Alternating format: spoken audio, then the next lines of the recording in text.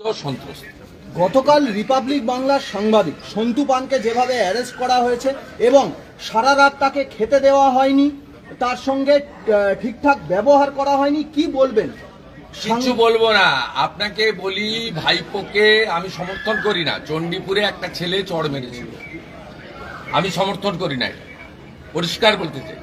কিন্তু সেই ছেলেকে রহস্যজনকভাবে বাচ্চা ছেলেকে মরতে হয়েছে এবং তার মাকে পরিবারকে আমরা সাহায্য করতে চেয়েছিলাম। তখন ওখানকার পূর্ব মেদিনীপুরের পুলিশের লোকেরা ওর মাকে ভয় দেখিয়ে হোক কোনো কিছুর বিনিময়ে হোক পরিবারকে ম্যানেজ করে।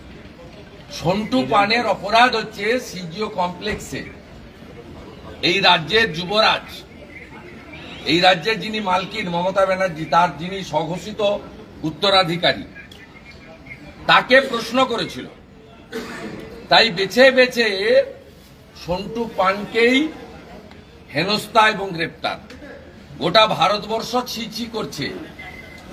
আমরা কালো ব্যাজ লাগিয়েছি, আপনাদেরও যাদের মেরুদণ্ডটা এখনো ঠিকঠাক আছে, আমি আশা করব আজকে ব্ল্যাক ডে পালন করুন। আমি আপনাদের মাধ্যমে এই রাজ্যের সমস্ত শুভবুদ্ধি সম্পন্ন মানুষকে বলবো, আপনারা আপনাদের ইচ্ছে মতো আজকে ব্ল্যাক ডে অবজার্ভ করুন। আমি লিডার অব অপোজিশন হিসেবে আপিল করছি ক্লাব, সোসাইটি, এনজিও, রিপোর্টার সবাইকে। আর এই যে প্রেস ক্লাব আছে, এদের কাছে কিছু আশা না করাই ভালো। এরা গত নির্বাচনে আনকন্টেস্টেড করে বারবার, আপনারা জানেন। ভাইস প্রেসিডেন্টে হারার পরে এরা বুঝেছে প্রেস ক্লাবে বাইরে থেকে যাই দেখাক না কেন ভিতরে অন্য চোরা স্রোত। তাই একটা মধ্যরাত্রে বিবৃতি দিয়ে তাদের কাজ শেষ করেছেন। কারণ শান্তিপুর পুরসভার তৃণমূলের ভাইস চেয়ারম্যান, তার দাদা বা ভাই আমি জানি না, কিন্তু তিনি কখনোই তৃণমূলকে চটিয়ে কিছু করবেন না। আজকে প্রেস ক্লাবের উচিত ছিল সকাল থেকে ধর্ণা প্রদর্শন করা, নবান্ন অভিযান করা, মুখ্যমন্ত্রীর কাছে দেখা করতে চাওয়া, টাইম চাওয়া, ডিজিপির কাছে আবেদন করা যে কর্তব্যরত অবস্থায় সাংবাদিককে গ্রেপ্তার করা হয়েছে। এটা নতুন নয়। আমাদের এই রাজ্যে বহুল প্রচারিত অনেকগুলো চ্যানেলের সাংবাদিককে, এডিটরকে কলকাতা ছেড়ে মুম্বাইতে 19 দিন লুকিয়ে থাকতে হয়েছে। আমি নাম বলতে চাই না।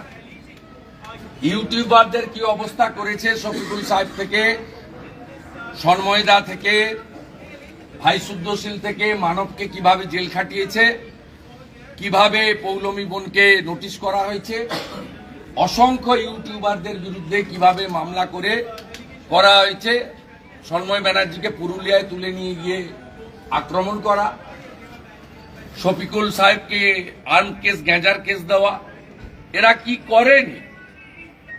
এবং সম্প্রতি আপনারা দেখবেন দুটো জিনিস পশ্চিমবঙ্গ পুলিশ কিভাবে নেকেডলি ধরা পড়েছে। একটা হচ্ছে এনসিডব্লিউর যে বক্তব্য, তাকে মিসকোট করে সাংবাদিকদেরকে নোটিশ পাঠানো হয়েছে সব বড় হাউসকে।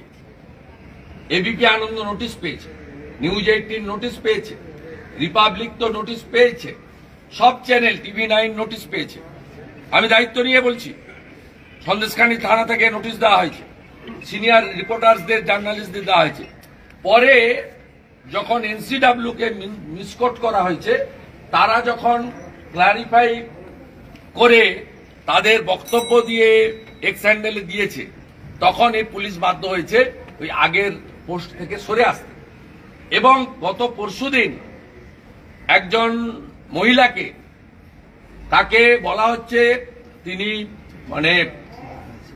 শারীরিকভাবে, আমি ওই ভাষাটা আর বলছি না, শারীরিকভাবে নির্যাতিত, যেটা আমাদের নর্মস অনুযায়ী, সুপ্রিম কোর্টের গাইডলাইন অনুযায়ী যার মুখ দেখানো যায় না, তার মুখ দেখিয়ে পুলিশ, রাজ্য পুলিশের হ্যান্ডেলে পোস্ট করেছে।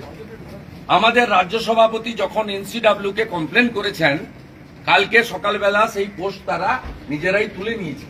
চুরি করছে এবং হাতে নাতে রাজীব কুমারের নেতৃত্বে এই মমতা পুলিশ ধরাও করছে। স্বাভাবিকভাবে আজ সময় নষ্ট না করে আমরা যাই ডিভিশন বেঞ্চের অর্ডারের উপরে, যেখানে আটকাবে আটকে থাকবো।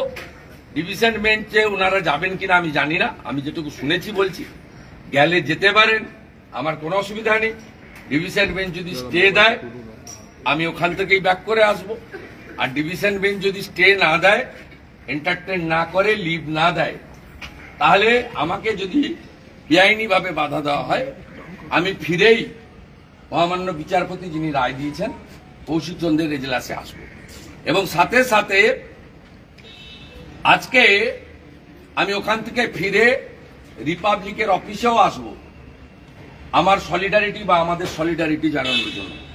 আমি আবার আপিল করছি বেঙ্গল পিপুলকে, এমার্জেন্সি থেকেও খারাপ অবস্থা, পশ্চিমবঙ্গে তানাশাহি চলছে, সংবিধানের 4th পিলার মিডিয়া আক্রান্ত, কর্তব্যরত অবস্থায় আক্রান্ত।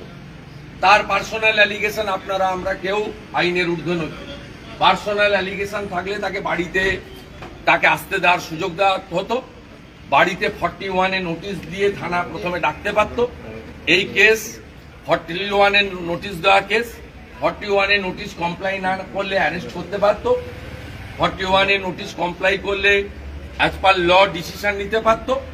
এটা হওয়া উচিত ছিল তার ব্যক্তিগত জায়গা থেকে। হাতে বুম ক্যামেরা নেওয়া অবস্থায় তিনি কালকে জাতীয় মহিলা কমিশনের রিপোর্টিং করতে গিয়ে তাকে কর্তব্যরত অবস্থায় গ্রেপ্তার হয়েছে, মানুষ দেখেছে। আমি মনে করি সংবিধানের 4th পিলারকে মমতা ও তার ভাইপো আক্রমণ করেছে।